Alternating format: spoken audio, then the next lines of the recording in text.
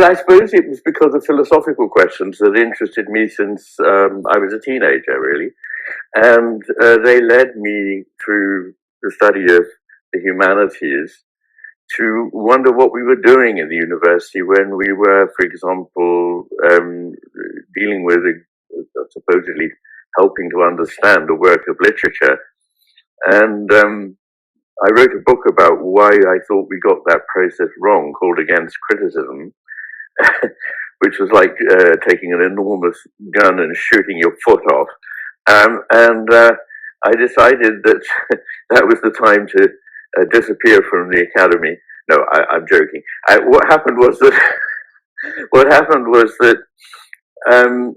I saw that there was something about the way we thought, and indeed the way we think generally as a culture now, which was disembodied, decontextualized, abstract, categorized, and as it were, to do with types, not to do with individual cases. Unfortunately, when it comes to works of art or even people that you know, they're not well represented by just ticking a box of a category. They're actually unique. And so we miss the uniqueness, and we miss the context, and we miss what is really very important, that a lot of meaning is not explicit, it's implicit. And when I had trained in medicine in order to understand the mind-body relationship better, because I thought it's too disembodied the way the philosophers do this for me, I found that in fact the hemispheres are different in ways which cast light on the problem I had been writing about and thinking about ever since, which is that the right hemisphere alone seems to understand implicit meaning. The right hemisphere alone seems to understand the unique case rather than simply the type or category. And the right hemisphere alone seems to understand context. And context changes everything. I sometimes, excuse me for doing this, I'm just going to tell you a little American joke. Okay, so in America there are 4 sizes of cereal packets, yeah? The first of all is jumbo, which means very large. Then there is economy, which means large. Then there comes family, which means medium. And finally, there's large, which means small. So you see that context completely changes the meaning of anything. And these are ideas that have haunted me philosophically and led to the work that I've done, trying to cast light on the way our society looks at the world and looks at human beings. And I realized that if at the moment, as I believe, we are listening mainly to the less intelligent, less imaginative left hemisphere with its simple schema, rather than engaging with the real complexity of life, have there been other times when we got the balance better? And that's the substance of the second half of The Master and His Emissary, in which I reviewed the main turning points in the history of ideas from the Greeks through the Romans, through our own history from the Renaissance onward. So that is, in essence, how I came from a background in the humanities to writing about this topic in Europe. As Heidegger would say, fürsorgend, reaching out towards what lies beyond what we think we already know. Where the left hemisphere sees things in isolation, the right hemisphere sees processes that are relational. Indeed, its disposition towards the world helps us see that relations are, as I argue, prior to relata. It sees relations in which both parties are inevitably changed. It is alert to what I call betweenness, the importance of context, exemplified by the nature of music, in which the individual notes only become what they are by their being in relation to all the others.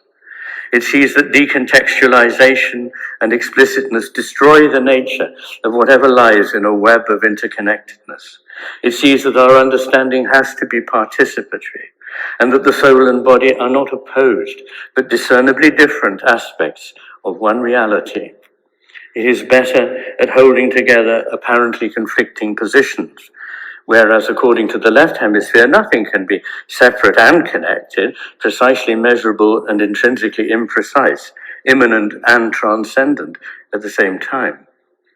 Indeed, the right hemisphere is less likely to ignore, simply not see, whatever does not fit the paradigm it already holds. Further, the right hemisphere's understanding of knowledge and belief is experiential, not a simple matter of information in the abstract or acquiescing in dogma. It helps us to see that belief, I remind you that the root of the word is love, is a matter of dispositions, not propositions, and of unconcealing, not correctness. The word truth is cognate with trust. The right hemisphere understands metaphor, myth, narrative, drama, music, and poetry, all of which are commonly hard to understand when there is right hemisphere damage. The richness of these implicit paths to knowledge, which also include ritual, is intrinsic to any spiritual understanding. Finally, the right hemisphere is less willful than the left hemisphere, and therefore more open to relinquishing control.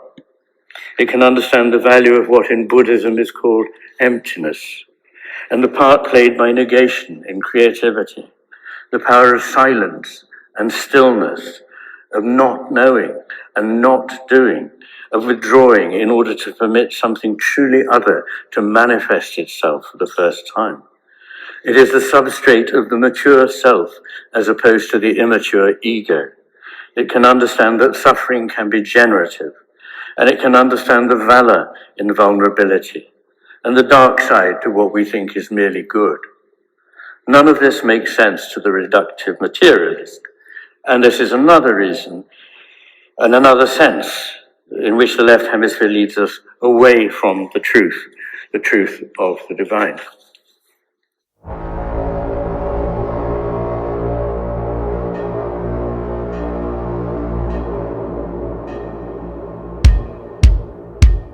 There once was a ship that put to sea. The name of the ship was the Belly of Tea. The winds blew up her boat, if down or below my bully boys blow.